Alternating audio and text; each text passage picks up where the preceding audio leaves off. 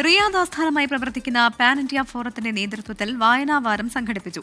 Riyadh മലയാളികൾക്കിടയിൽ സാഹിത്യ സാംസ്കാരിക പ്രവർത്തനങ്ങൾ കൂടുതൽ സജീവമാക്കണമെന്ന പരിപാടിയിൽ പങ്കെടുത്തവർ അഭിപ്രായപ്പെട്ടു.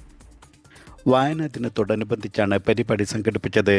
മറ്റ് ഗൾഫ് രാജ്യങ്ങളിലെ സാഹിത്യ സാംസ്കാരിക പ്രവർത്തനങ്ങളുമായി താരതമ്യം ചെയ്യുമ്പോൾ റിയാദിൽ ഇത്തരം പരിപാടികൾ വിരളമാണെന്ന് പരിപാടി ഉദ്ഘാടനം ചെയ്യവേ പ്രമുഖ സാഹിത്യകാരൻ ജോസഫ് അതിരുങ്കൽ അഭിപ്രായപ്പെട്ടു.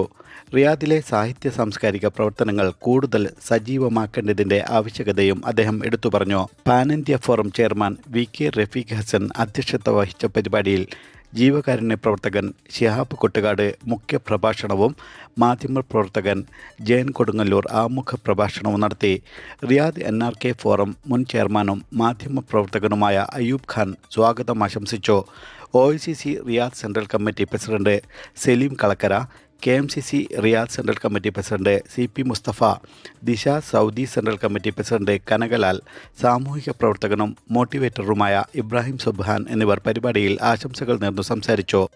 വിവിധ സംഘടനാ നേതാക്കളായ അബ്ദുള്ള വെള്ളാഞ്ചിറ, യഹിയ കൊടുങ്ങല്ലൂർ, രഘുനാഥ് പറശ്ശിനിക്കടവ്, സജീർ പൂന്തുറ, മുജീബ് ഉപ്പട, നൂർദീൻ കൊടുങ്ങല്ലൂർ, ഗഫൂർ കൊയിലാണ്ടി, സലീം ആർത്തിയിൽ, ബാലുക്കുട്ടൻ, അഷ്റഫ് കായംകുളം, റാഫി പാങ്ങോട്, റാഷിദ് ദയ, അൻസാർ വർക്കല, മുസ്തഫ പാലക്കാട്, റിയാസ് ചിങ്ങത്ത്, റഫീഖ് പാലക്കാട്, അഹമ്മദ് ഷബീർ, സജീർ ഖാൻ ചിതറ, മജീദ് ചമ്മാട്, ഷിയാബ് തൊണ്ടിയിൽ, ഷെരീഖ് തൈക്കണ്ടി തുടങ്ങിയവരും പരിപാടിയിൽ സംബന്ധിച്ചു.